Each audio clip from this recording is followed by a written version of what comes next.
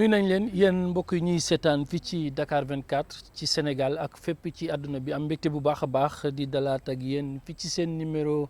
bu yees bu seen émission bi di face à la crise am mbégte bu baax a baax di ci ànd ak ñaare yenn ci ay kilifa ci réew mi nga xam ne seen xel fasantikoo na màcc ci ay mbir yu bëri. bi yoon nag ñu am mbégte bu baax a baax di dalalaat docteur Macoumba Diouf moom mooy directeur bi nga xam ne moom moo jiite kërub liggéeyukaay bi di horticulture di direction bi nekk ci ministère de l' agriculture am mbégte bu baax a baax di ko dalal moom mooy également maire bu commune bu Latmingué docteur amaat privilège am mbégte bu baax a baax di dalaat ak yow di ànd ak yow ci ay waxtaan di la dalal ci émission bi nga xamante ni moom moo di face à la crise jërëjëf Badara maa ngi lay fay nuyoo yaak sa équipe bu Dakar 24 yëpp di la féliciter ci liggéey bu am solo bi ngay def ñu lay suivre bu baax di suivre Dakar 24 ndax li ngeen di def solo bu mu am ci mbir yi ngeen xam ne ci ngeen di jëmale seen gëstu ak di ci waxtaan ak waa réew mi rawat ñi nga xam ne am na lu leen yàlla baaxe ci xam-xam ci fan yu am solo ci doxinu réew mi di leen encouragé bu baax di leen won suñu disponibilité ci di wéy di àndante ak yéen ci liggéey bu am solo boobu ngeen di def. merci encore une fois de plus docteur ci disponibilité bi nga xam ne da nga koy am à chaque fois bu ñu la soxlaa face à la crise mooy émission bi nga xam ne ci moom lañ la dalal yow élu nga da nga jiite gox-goxaan maa ngi koy wax sama ndorteel ne yaay maire bu Latmingué yéen maire yi jiite bokk moomeel yi bokk ngeen ci ñi nga xam ne ñoom ñoo gën a sonn bu baax a baax ci mbas mi nga xam ne daf ñoo bett nan nga ko dundee au niveau local ak situation bi nga xamante ni fekk na fa ñi nga xam ne ñoom ñoo nekk ci kaw gi en tant que maire ban gis-gis ak ban jàngat nga am tey ci li nga xam ne moo di pandémie bi nga xam ne daanaka dafa bett àdduna. jërëjëf Badou tontu laaj boobu dina yomb ndax defe naa ñun ñëpp suivre nañ borom réew mi son excellence Macky Sall président de la République taxawaay bu am solo ak bu fës. boo nga xam ne tey bu doon mbir la ma naan école la par rapport ak yeneen i borom njiitu réew ak par rapport ak yeneen i réew en terme ci lu jëm ci wàllu matuwaay ñun nag comme ñun daanaka démembrement maanaam pàcc lañu rek ci nguur gi ba mu yëkkatee rek ñun la ñu yëkkati fa ñu féete maanaam jëmmal gis-gisu président de la république ak santaaneem ci liggéey bi moom lañ def noonu laa lay tontu lan lañ njëkk a def gis ngeen président de la république bi muy wax ci affaire mbas mi ak nañ ca war a taxawee mais ñu bëri ci adduna bi yëpp nag lay wax en terme ci ay njiit ak ci ñu am gis-gis rek ñu bëri ñu ngi doon wax bu dee fii ci Sénégal mais président lu muy wax ni président lu tax mu jël tel matuwaay waaye defe naa mën nañoo juboo ci ne dañoo dawal ay semaine wala boog ay weer tuuti rek ñëpp daal di ko jox dëgg ci solo yi na mu gisee woon ci waxtu. bokk na ci étudiants yi ne woon Wuhan bañ ne buñ ñëw nañ leen. mais sëñ Badara bul fàtte ne am na benn organe de presse bu ma suivre yàggul loolu passé wul weer ak genn wàll ñu de benn émission di interviewé kenn ci étudiant Wuhan yooyu. non seulement mu rafetlu ni ngeen traité mais mu rafetlu xarañu président de la république ci matuwaay yi mu jëloon ba ñoom mucc nañ ci loolu mais surtout rafetlu nañ leen taxawoo ak le fait que sax ñëwuñu yàlla xam ne loolu la wax ku gis ni mbir mi demee xam nga ni kenn bu doon école la ñëpp war a dal ba ci waru corona ci paj meek waaye ci gérer ko ci réew. ñëpp dañ cee dal ba ñëpp ndadde lañ ca commencé ku nekk ak sa corona ci waxin kon ku nekk ak sa gestion corona kon boo amee njiitu réew bu nga xam ne yàlla daf ko may gis-gis muy déglu it nag nekk kuy may nopp ñi mu jiite à la fois experts yi mooy waa kër docteur lu ñu ko wax mu def ko gis nga moo njëkk a def appel ci lu jëm ci affaire raxasu yeeg yu demee noonu jàppale leen dégg nga professeur Seydi di wax ne moom li ko jaaxal ci président mooy bu nee lii laa bëgg rek balaa muy daaneel waxuma mu def loolu de nee mu def lu ëpp li mu bëggoon loolu man waxuma ko professeur Seydi moo ko wax Sénégal yëpp dégg nañ loolu te ku xam professeur Seydi boo ko miinul jege it boo séenee nit ki ci gis rek nga xam ne nitu principe la scientifique de rigueur ku am rigueur la maanaam daal ku taxaw la ne ko xale yi di waxee ci wàllu fi mu féete kon kooku bu defee jugement yooyu ñun ñu dund ko mais ñun dañ cee war a topp moo tax li ma njëkk a def mooy dem ca gox ba def d'abord sensibilisation yee leen ci wàllu feebar bi waxuma sax ay communiqué déclaration laa def ñu koy teg pendant presque lu ëpp weer ci rajo yi nekk ci région bu Kaolack yëpp rajo yëpp amul benn organe bu ma bàyyi mujj gi ñëpp di ma woo ñu bëri ci dañu jàngee lu bëri ci mbirum feebar bi parce que dama jàppoon ne ñun ñoo war a doon ñun ñëpp ay président Macky Sall ay Abdoulaye Diouf Sarr ay monsieur le maire. Parce que la communication devait être communautaire en un moment donné. Très bien ñun door nañ ko avant tey xam nga tey la ñu wax ne approche bi léegi communautaire na ñun dañoo mës a jàpp ne approche bi communautaire la parce que wàllante bi ci biir communauté bi la nekk te contagiosité maanaam gaaw a wàll bi mooy ak ñàkk am garab bi ñaar yooyu ñuy mandarga yu magu feebar bi daa gaaw a wàllaate te amul garab bu wér bu leer kon kay da ngay wax ak nit ñi comme ni ma ko faral di waxee mooy saafaray corona mooy bañ koo am loolu mooy garabu corona bañ a am corona mooy garab gi kon ñu def ko communiqué mais yemuñ ci ñu jàppale nit ñi ci lu ñu appliqué matuwaay yooyu heure yooyu fekk na li saabu di niru lu yomb ba dara mais suñu kaw gële am na ñu ko mënul am ñu jàppale leen ci dëkk yëpp ci ay saabu eau de javel lave-mains yi ci ñu ko dëkk def ci Sénégal ñun ñi ci lañ bokk ci dëkk yi dëkkaan yi gel booba tëjaguñu jàkka yi dama jël ay gel def ko ci jàkka yi dëkk bu ne parce que j'ai 84 villages juróom-ñetti fukk dëkk ak ñeent mais jàkka ju ne dama faa defoon gel borom dëkk bi ma jox ko gel parce que nit ñi fa la ñuy ñëw ci moom jàkka yi fa la ñuy fréquenté boobu tëjaguñu sax waxuñu affaire tëju jàkka donc sensibiliser leen ci mais jàppale leen ci loolu biñ ci jógee ñu dem ci affaire masque yi mais avant masque yi man dama jàpp ne taalibe yi yelwaan bi comme xale yi mën nañu nekk ay porteurs sains wala boog asymptomatique maanaam yor ko te duñu ko yëg te xëy na du leen gaaw a sonal mais dañ ko jox seen mag ñi ma fexe ba dakkal yelwaan bi bu ma ko dakkalee mooy 37 daara wala 38 fanweeri daara ak juróom-ñett moo am sama commune ku nekk ñoom ma jël ci am solo ci ceeb ci diw ci ay produits d'hygiène jox la ko pour xale yi toog am ñu néew daal ñenn ci handicapé yenn ci ñoom ma def lu mel noonu ak ñoom ak ñenn ñu néew doole ñoo nga xam ne heure boobu fekk na bi président nañ dakkal yenn yi commencé nañ di ko yëg foofu kon laa njëkkee def loolu ñu jóge ca ma jël ñuy wax affaire école ubbi waat depuis le 2 juin ndadde CM2 ba terminal wutuma conseil régional xam nga ne CM ak lycée ci moom la bokk mais seetuma loolu parce que feebar yi xamul loolu te ñëpp suñu ay doom lañu kon CM2 ba terminal ma doté élève bu nekk ñetti masque jàngalekat bu nekk ñeenti masque personnel administratif maanaam surveillant yeeg yooyu ku nekk ñeenti masque classe yi bu nekk ca kanam ma def fa lave-mains def fa gel def fa saabu ba nga xam ne école bi aaru na bien sûr traité classe yëpp ak service d'hygiène donc jël matuwaay depuis le 2 bii yoon it bi ñu ko lancé waatee fekk na ñun lii daal soccet ci lem leen seen tànk moo ñu daloon mooy fekk na suñu tànk ma nga lem mooy ñonga ci woon kon parce que xam ne ñooñu suñu njaboot lañu ma jël comme yàlla dogal na ci horticulture lay liggéey heure boobu am na jafe-jafe ci affaire u njaayum légumes yi heureusement président de la République comme d'habitude rek ñëpp lay bàyyi xel moo ñu ci jàppale ba DER jël fonds revolving jox ko commerçant yi ñu jënd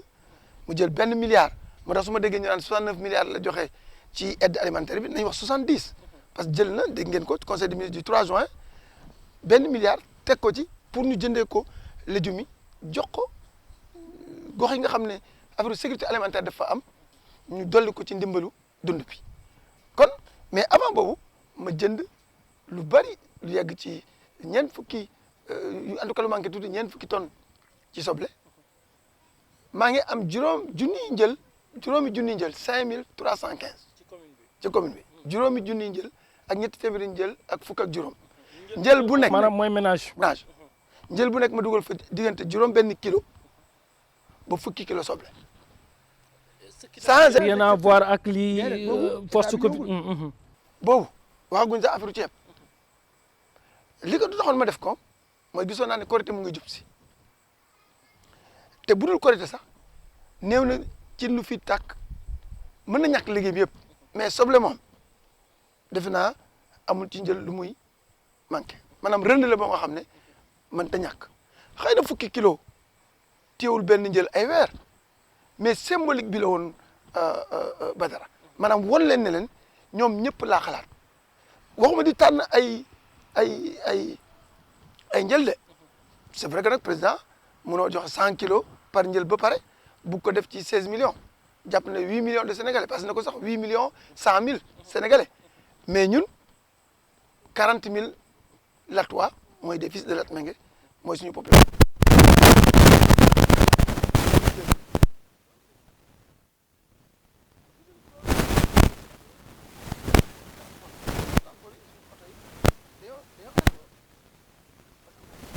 oto 25 places foofu Latmingué Kaolack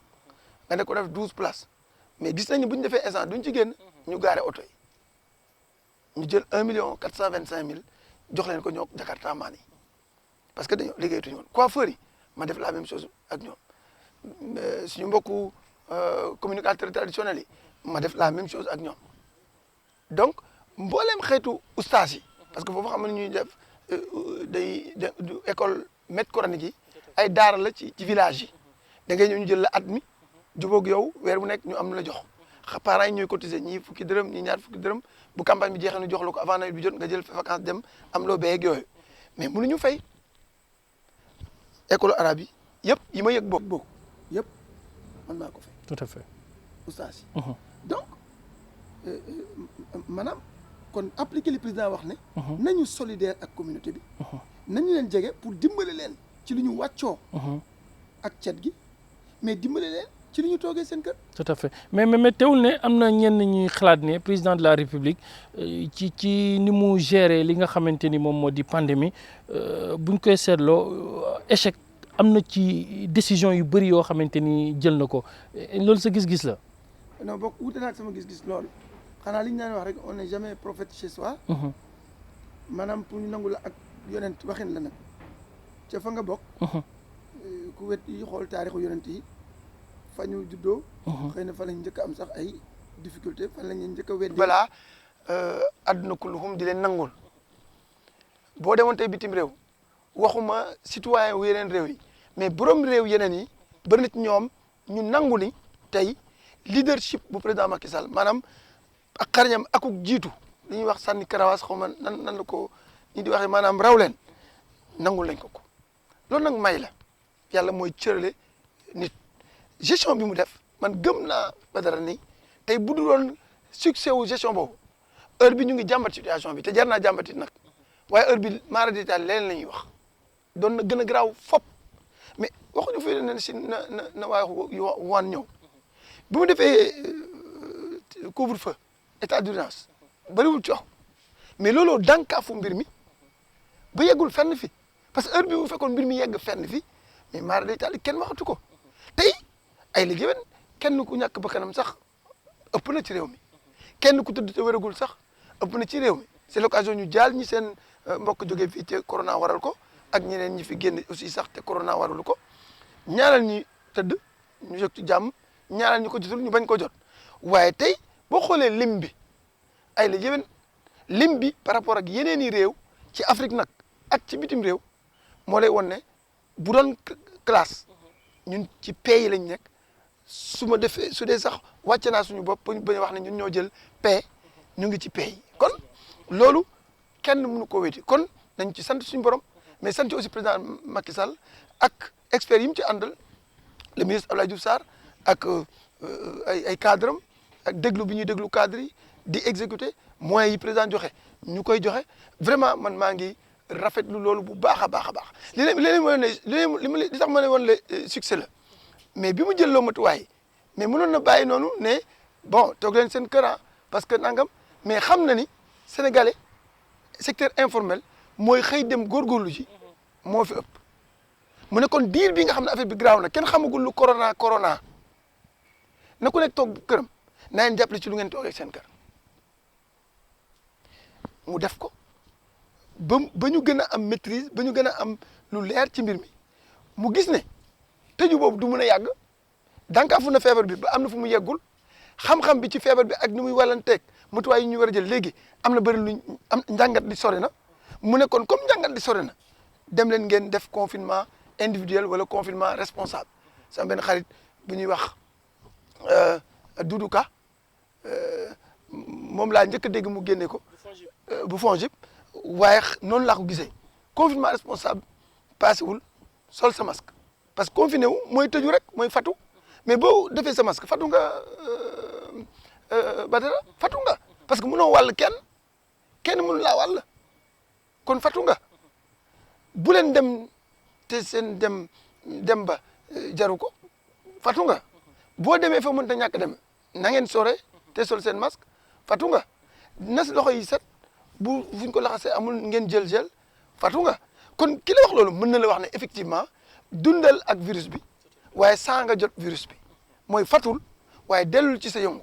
mais lii la président woote loolu fës na ni mooy li taxaw tey parce que sinon nit ñi daañ gën jublu ci nguur gi te fekk du feebar moo koy waral wala nit ñi daañ loof ay bakkan jóge fi te fekk feebar yóbbuwu leen mais ñàkk wala xiif wala feebar bu xiif di indi mooy indi yóbbu boobaa lu ñu wax statut nutritionnel am na ci solo lu ñuy wax nañ ne mag ñi na gën a yeb mais lan nga tax moo tax nga yaakaar ne moo tax mu gën a yeb mag ñi mooy lompoñ en général gu seen yaram lompoñ ndax d'abord dund ga des wala màgge gi tax ba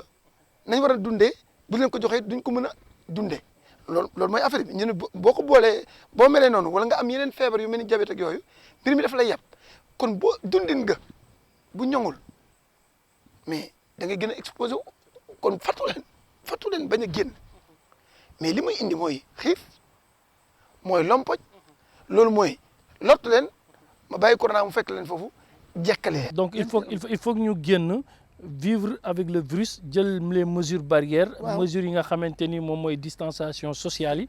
pour mën a relancer également l'économie parce que tang il faut réew mi dox mais il faut réew mi dox est-ce que loolu am na werante je pense que amul werante kon su ma déggee te maa ngi jël waa Sénégal à témoin nit di oser nekk ci télé bi wala ci rajo bi wala ci organe bu mel ni seen bés wala beneen yaakaar naa du am sax parce que yow ñu am solo ñu ngay seen équipe bi ñu liy jëmale réew mi kanam ci ngeen di liggéey ma dégg ku ci oser wax ne di tudd échec damay jàpp ne Sénégalais bi bu du woon ni fi démocratie sampo ay yet rek la ñu war a jël jubal si la non parce que sinon kenn xamul fu ñu jëm tey marché yaa ngi dox dellu ci waat nañ transport bi ubbi waat na mais ubbi waat nañu wax tey boo yore sa oto di dawal oto bi fees yow chauffeur bi xam nga matuwaay yi nga war a jël oto bi fees na mais vérifier nga ndax ñëpp am nañ seen masque mais loolu ak biñ la dakkalee sa liggéey mais moo yemoon léegi yaa ngi liggéey mais liñ di taxoon ñu ne la bul daw mooy bañ a wàllante bi léegi xam-xam génn na ci matuwaay yi ñu war a jël tegtal génn na communication siiw na ba bañ moo fi mën a nekk mais ñëpp xam nañ matuwaay yi ñu war a jël léegi kon mën ngaa dawal sa oto chargé ko 25 bañ a surchargé dem ci jàmm dikk ci jàmm. moo gën toog bi te dafoo dara. gënu ko mooy li war a am kon loolu vraiment jaaraama président Macky Sall ak kilifa yi nga xam ne yëpp am nañu cër ci jëmmal loolu ma beral ci loxo bien sûr maire yi parce que mbir mi nag ñoom la. joué nañ si rôle bu am importance aussi. boor ku ñu mën a nekk wax dëgg yàlla ñoom la c'est l'occasion ma defal leen hommage parce que ak fu ñu mënti bokk yàlla dogal ñun ñoo gën a jege nit ñi nag ñun ñoo leen joboote nag kon nguur gi daañu ci gërëmaat aussi président Macky Sall parce que bu ñu dimbaliwul woon dina gën a metti ndax il faut que ñu jéem li ñu jéem wut luñ ca dollu waaye dina gën a metti ay yoon yu bëri la ñuy dimbale aide alimentaire man sama commune bu doon ñaari doomu Latmingué ñoo am kenn ka dimbale na la yemu ci mu ne may naa leen ci doole sama loi d'habilitation ngeen xoolaat seen budget yi def réaménagement budgétaire ba la ca mën a ñàkk ngeen jël ko defal ko ci dund gi ak ci ay produits mais loolu aussi ndimbal la ñu def ko mu am lu mu génnee ci maire yi mais plus boo ko booleeg suñu wërsëg fi mu toll ak suñu partenaires yi ñu am seen wërsëg li ñuy jàppale mais day daal di bëgg a baax te baax na it nag kon vraiment man loolu laay rafetlu ci doxalin bi président Macky Sall ak gouvernement am doxal vraiment te beral ci loxo waa santé ci seen taxawaay waa Kër Docteur. gale yi seen xel dina dem ci xar ak ñoom it seen waaye bu weesoo xar tamit seen xel ci li muy gën a dem tey jii moom mooy soble si ak pomme de terre bi nga xam ne ñàkkul ne njaay ni dinañ ko soxla bu baax a baax ci li nga xam ne moom mooy gunge li nga xam ne moom moo di ndawal gi alors yow lañ dénk direction bu horticulture yooyu yaa nekk ci wàll woowu noonu c'est vrai que tey jii nii mën naa ne sénégalais yi ministre de l'agriculture ak yow ñoom seen xel ci yéen la gën a nekk tey jii nii dañoo tombeek ci contexte bu particulier moom mooy li ñuy waxtaanee ni mbas mi crise bi ban assurance nga mën a jox sénégalais yi tey jii ci doy ak solo ak disponibilité li nga xam ne moom moo di meññeef yooyu nga xamante ni wax naa ko te ñu koy soxla ci li nga xamante ni moom moo di fête bu mag boobu. jërëjëf Badara laaj bu am solo fi ma koy dooree nag mooy ci gestion bi nguur gi def ba léegi rek pour wax la succès bi mu am ci li ñu daloon ñun te mbas mi indi woon ko xam nga ne ñun le 2 mars la mbas mi dikk ñaari semaine avant loolu ci lañ defoon li ñuy wax gel des importations te ci wolof ñu naan dakkal bateau bi maanaam dootuñu maye légumes yu ci mel ni pomme de terre carotte soble ñëw ci réew. ñu koy jéggaane di koy indi. waaw dañ koy dakkal kon fekk na mu bari fi président jël ay mutuwaay yu leer tere yenn marché yi am waxtu yu ñuy ubbi xew yu mag yi gàmmu amatul ziara amatul màggal cant yeeg yaa ngi fàttali ko ñu arrêté ko mu indi woon mévente donc mu taxawoon ci taxawaay bu am solo c'est l'occasion ñu yeesal suñu cant ci moom ci turu béykat yi wax DER délégation en entrepreneuriat rapide mu financé fonds revolving bu 1 milliard nga xam ne dañ ciy bëgg di jël di jënd di denc loolu benn fànn tontu bi la commerçant yi di jënd di ko stocké di ko jaay ndànk-ndànk pour que béykat yi amoon légumes yooyu bañ a loru mu nekk benn buntu ñaareel buntu ba mu jël 1 milliard kon xam nga benn fukki milliards ak juróom-ñeent yi ñuy wax daal dina nekk juróom-ñaar fukki milliards kon 1 milliard ne nañ ko jëndee ay légumes dolli ko ci ndimbalu dund bi aide alimentaire bi mu doon buntu saafara pour lamb gi légumes yi lamboon mais aussi pour que benn partie ci légumes yooyu ñu denc ko kon foofu lay dooree tontu bi mooy kon légumes yooyu lenn ni ñu ngi ko denc la ca ëpp ñu ngi ko denc boo jëlee pomme de terre bi tey am nañu comme dañ ko organiser dafa am béykat yu ndaw waa ñaay am li ñuy wax agrobusiness ay béykat yu mag yu pomme de terre ki ci béy lu bari te am ay infrastructure nga xam ne dafay à partir de disons janvier février day denc 50 000 tonnes dafa am ay chambre froide mu ngi nekk fële ca Mbaan ak fii ci Diamniadio fi mu nekk nii li ci war a des warul li yées 40 000 ba jëm 35 000 jëm 40 000 tonnes ñun suñu besoin par weer ci pomme de terre 7 500 tonnes la bu dee tabaski na yegg 8 000 tonnes mais loolu ñaata 8 000 tonnes la loolu ma la wax. 47 000 ba 50 000 tonnes yi. dégg nga ko de maanaam 40 000 ah ñaata 8 000 tonnes la xam nga bari na mooy nombre weer yi ñu mën a am pomme de terre tey bu ñu jël ci gane mu ngi fii tëje ci Sénégal kon xëy na loolu amul dut ubbi mu dem ci marché yi jaay lay doon la preuve pomme de terre am na fi mu nekk nii te pomme de terre bi ngay xewloo ak suñu mbokku tukulóor yi nga xam ne bëgg nañ ko lool lépp fii la ñore kon xam nga amul dut que ni dina am. kon mu ngi ne gaañ. prix bi it du ma ne prix ba mu nekkoon ñaari weer ñetti weer ci ginnaaw lay doon ndax xam nga boromam denc na ko bërëb fu sedd courant jaar na fa fay na ci gardien maanaam am na ay charges yu ca tegu waaye mën naa promettre ne prix bi du exploser maanaam du yegg lu ñu naan lii kenn xamu ko gis nga fi. souvent liy gën a sonal askan bi tamit loolu la exagération yi ci prix bi ak tefanke yeeg comme ni ma leen koy wooye ndax sama mbokk Amadou Abdoul Sy soldat la wala gendarme mu taxaw ci wetu ñu ko war a def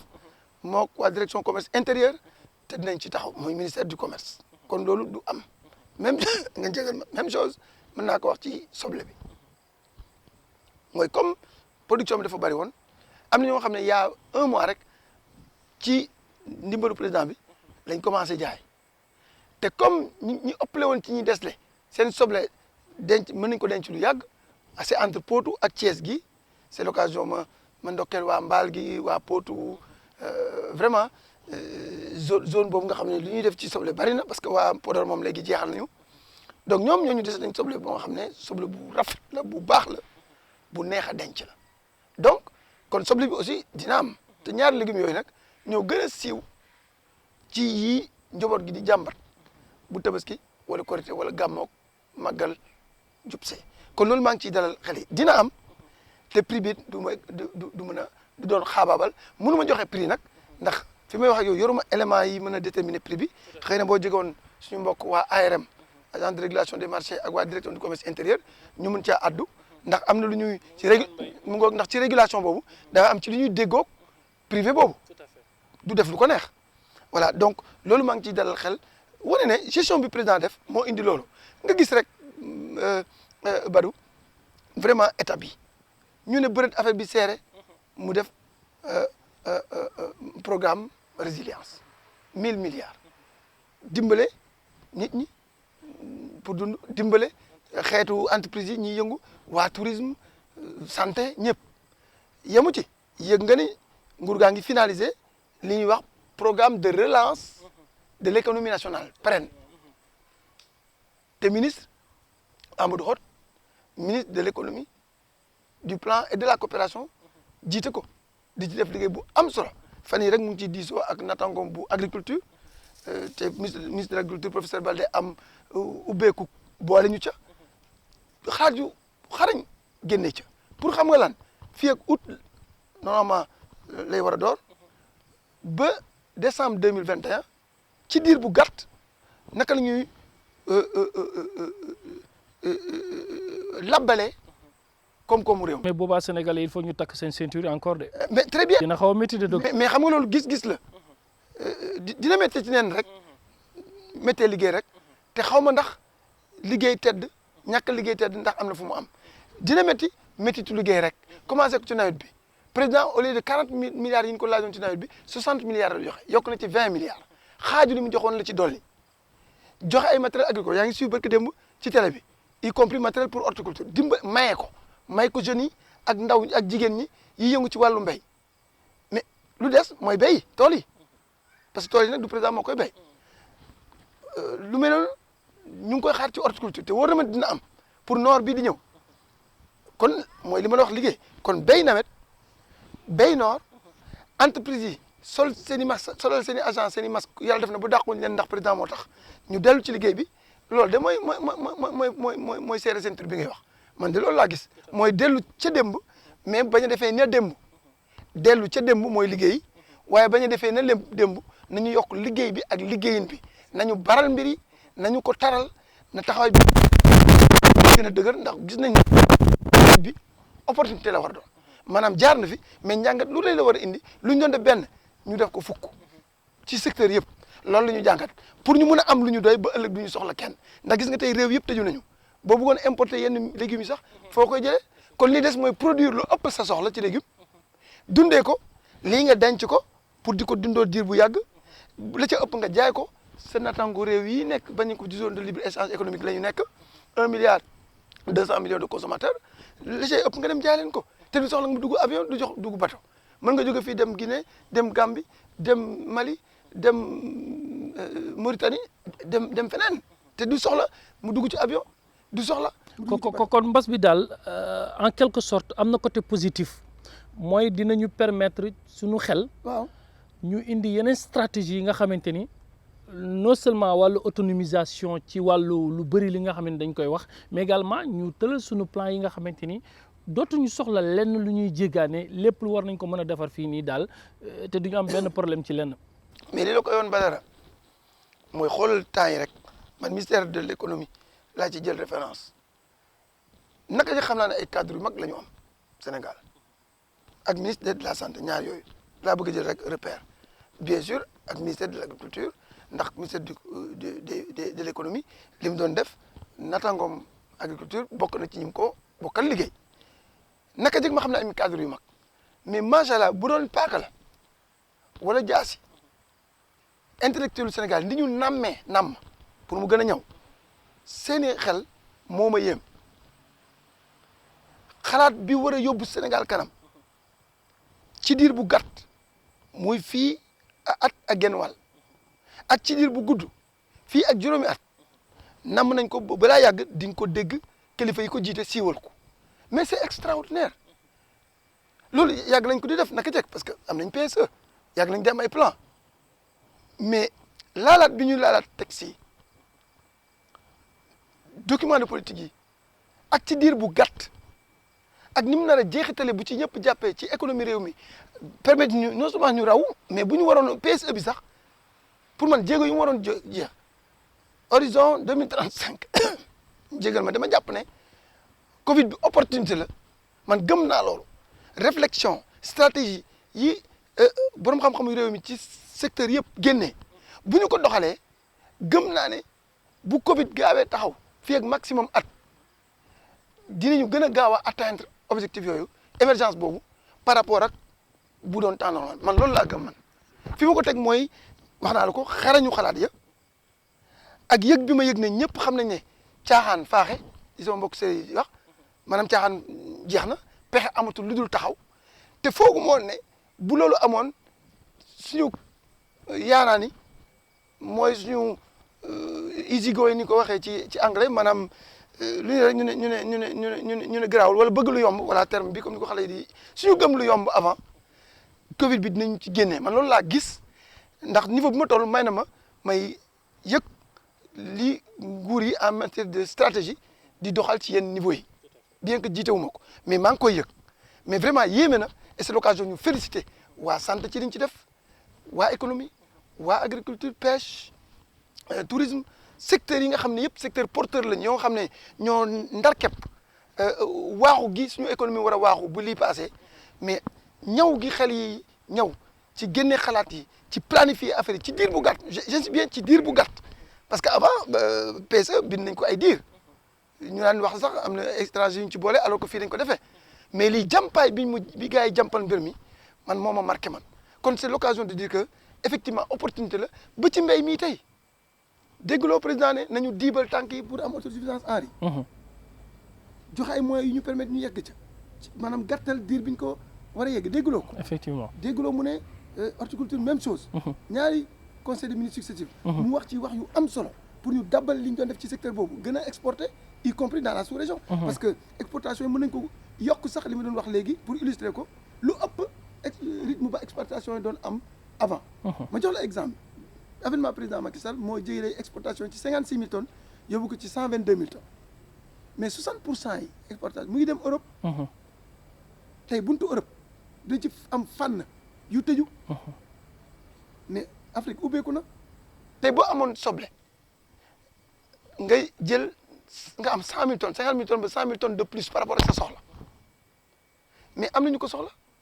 pays africains yi waa léegi benn at mën nga ci exporter 100 000 tonnes de soble nga dolli ko ci 122 000 tonnes produits horticoles yeneen juróom-ñaari ay mango ay haricots verts tomates cerises maïs doux courge defe naa wax naa haricot vert wax naa melon wax naa pastèque yooyu ñoo ci gënoon siiw léegi mën nga ci dolli soble parce que production bi ngay def ci soble day ëpp sa soxla tey dencukaay bi moo doon affaire bi président wax na ko ne léegi nañu defar ay infrastructures de stockage parce que tey bu ñu amoon fu ñu ko denc benn doomu soble waratul jóge bitim réew ndax li ñuy produire dépassé nañ de 140 000 tonnes suñu soxla ci soble téeméeri junniy tonnes ak ñeent fukki junniy tonnes ëppale nañ ko suñu soxla ci soble mais yàqu bi muy yàqook ñu obligé di ko jaay yenn réew yi ñu gën a jege rek moo tax ba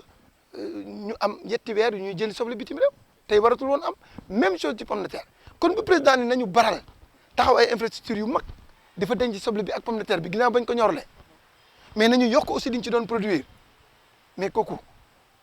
wàcc na kooku gis na ni autosuffisance bi c'est à portée de main mais aussi sécurité bi parce que sécurité bi gën a wóor nag surtout réew mu bëri ay tukulóor badu mooy sécurité dund sinon du feebar mooy indi coow ci réew mi